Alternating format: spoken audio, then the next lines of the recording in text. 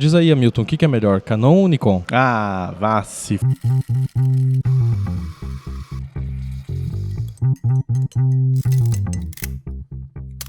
Estamos começando mais um episódio do Arquivo RAW, o podcast onde o assunto é fotografia. Eu sou Henry Miléo e aqui comigo está o Hamilton Zambianchi. E aí, pessoal, tudo bem? E a gente resolveu fazer o episódio de hoje um pouco diferente, a começar pelo lugar onde estamos. Então, se vocês ouvirem um ruído de fundo aí, não se assustem. Nós não estamos no nosso tradicional estúdio de gravação, nós estamos num cafezinho. E o que a gente vai fazer hoje é responder perguntas que nos enviam sobre fotografia, porque a gente recebe muita mensagem. Aliás, quero dizer para vocês, continuem mandando lá, vocês podem mandar por comentários no YouTube, aqui nos agregadores de podcast mesmo, ou no nosso Instagram. Mas a gente resolveu fazer esse episódio e responder as principais perguntas, porque a gente já está um pouco cansado de responder sempre as mesmas perguntas. Então, estamos matando uns 300 coelhos com uma cajadada só. E pelo que a gente pode perceber, essas são perguntas de quem está começando na fotografia, então a gente separou aqui as mais comuns e vamos lá ver qual é. E a pergunta que mais nos chega aqui é: qual o melhor equipamento para começar na fotografia? Cara, é o seguinte, antes de qualquer coisa, eu acho que o fotógrafo que está iniciando na carreira precisa identificar qual linha da fotografia que vai seguir, qual vai ser aquela linha da fotografia que vai ser o carro-chefe, porque para cada área da fotografia precisa de um equipamento específico, tá? E é válido lembrar para esses fotógrafos que quando vai se escolher um equipamento, não pode se restringir apenas a modelo de câmera ou marca, mas precisa pensar também em vários outros equipamentos que vão agregar para a sua fotografia. Concordo, Milton. Acho que câmera lente é o básico, mas você tem que pensar em outras coisas. Por exemplo, para você fotografar um estilo de produtos ou gastronomia, ou for trabalhar com moda, um conjunto ali de flash externo sempre é útil. Se você vai trabalhar com, sei lá, fotografia de modelo ou ensaios de casais que usam cenários externos, um conjunto de 2 flashes dedicados que você pode trabalhar através de um rádio flash para criar uma luz criativa, isso seria interessante você ter também. Mas, respondendo basicamente, que eu acho que o que eles perguntaram na questão que câmera eu compro, que lente eu compro, o kit básico para você trabalhar e que serve para um start para qualquer área da fotografia, eu acho que seria, além da câmera, uma 24-70, uma 50mm e uma tele, que podia ser uma 70-200, por exemplo. Mais um flashzinho, e isso já ajuda bastante e serve, acho que, para a maior parte dos trabalhos. Seguindo em frente, tendo o equipamento básico, a outra pergunta que nos fazem sempre é: eu deveria me especializar em uma área da fotografia? Eu acho que sim. Eu acho que é necessário o fotógrafo se tornar uma espécie de uma autoridade, ter uma expertise em uma determinada linha da fotografia, mas eu acho que é muito válido ele pensar nas outras linhas da fotografia, até mesmo para ele poder fazer de tudo, mas ser especialista em uma coisa. Claro que se você tiver um bom domínio da técnica, se você realmente entender o que está acontecendo dentro da tua câmera quando você captura uma imagem, o funcionamento óptico, físico, mecânico desse processo fotográfico, você consegue atuar praticamente em todas as áreas, porque você sabe o que é preciso para registrar uma imagem com competência. Mas saindo da parte técnica do pilotar o equipamento, a história já começa a mudar um pouco. Porque cada tipo de trabalho tem a sua linguagem visual, que eu acho que é o que difere, na verdade, os estilos de fotografia e os tipos de fotografia. E apesar da criatividade ser indispensável para o teu crescimento, existe um limite até onde você pode ir dentro de cada estilo, Você não vai fazer uma foto de newborn usando penning. Então, para dominar uma técnica de linguagem e ser uma referência no mercado, eu acho válido o profissional se especializar em uma área e dedicar seus esforços de aperfeiçoamento para essa área, mas não que isso impeça de atuar em mais de uma área similar. É só que você tem que ter um carro-chefe pelo qual você vai ser conhecido e pelo qual você vai ser procurado para fazer os trabalhos. E quando a gente fala em se especializar, mas saber fazer sobre tudo, sabe, Miléo, eu acho assim que a pessoa tem que ter esse conhecimento que você falou, sabe? Então você vai ser um especialista, por exemplo, em fotografia de casamento, tá? Mas quando você vai cumprir uma pauta de fotojornalismo, você precisa saber o que é necessário, o mínimo necessário fazer para cumprir a pauta com competência. Se você vai fazer uma fotografia de moda, por exemplo, você vai precisar um mínimo, ou seja, você vai saber fazer sobre tudo, mas na hora que você for escolhido para ser um fotógrafo de casamento, aí você vai ter que mostrar muito mais, muito além daquilo que é o básico, porque você se tornou especialista, e isso é para qualquer um que escolha qualquer área.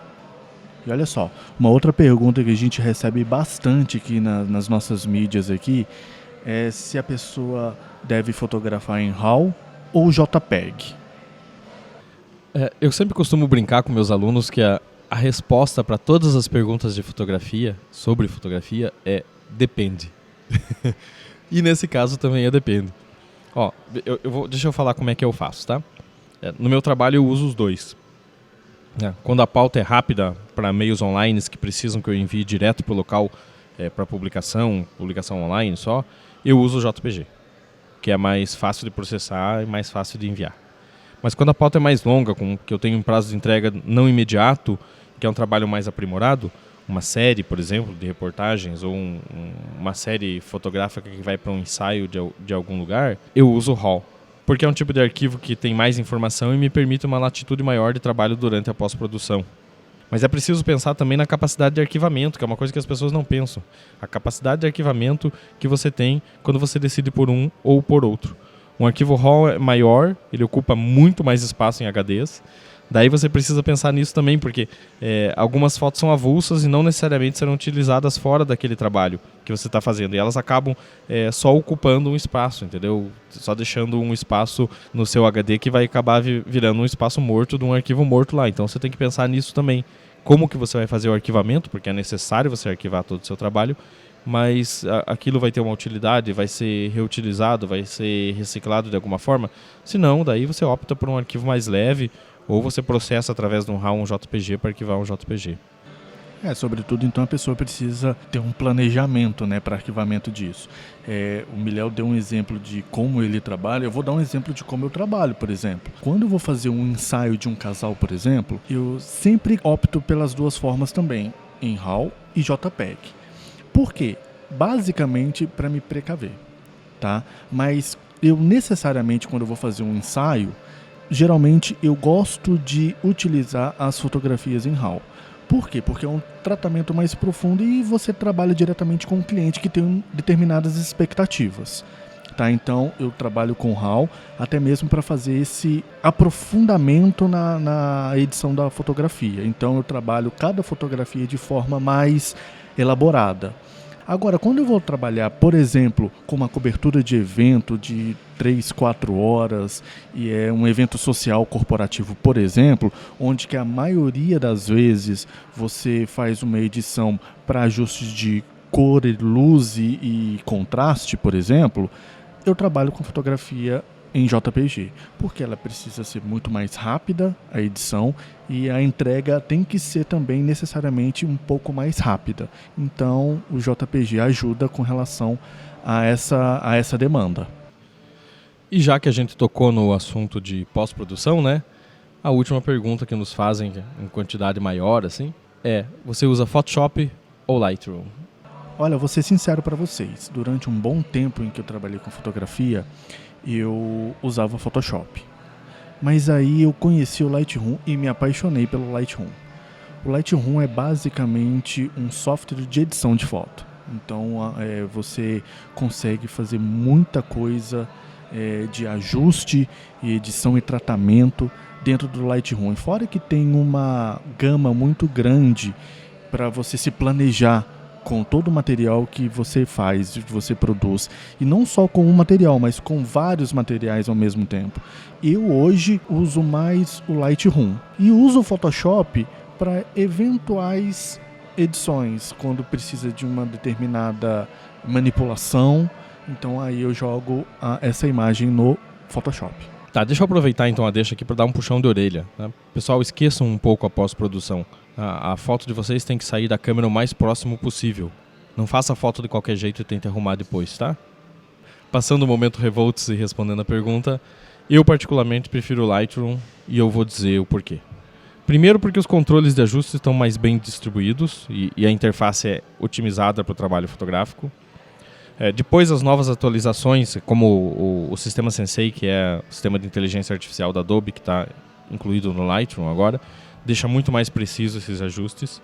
Ele também me permite a edição em lote, o que diminui consideravelmente o tempo de trabalho em frente ao computador, quando o tipo de material que eu estou editando permite que ele seja editado assim. Tem sincronismo com diversos dispositivos, então o que eu estou editando no computador eu posso acessar no notebook ou no celular e vice-versa. E se eu estou em campo e eu uso o celular para mandar o material, quando eu chego em casa eu tenho essas fotos já com essa edição catalogadas no meu computador.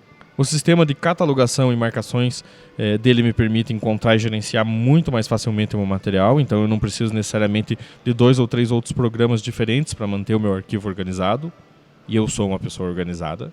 E outra vantagem para o meu trabalho é a possibilidade de eu exportar as fotos direto para o FTP das agências de notícia, ou para um endereço de e-mail, ou até para um álbum numa nuvem, que o cliente pode olhar e selecionar as fotos que ele mais gostou lá, e isso corta um caminho considerável na minha pós-produção.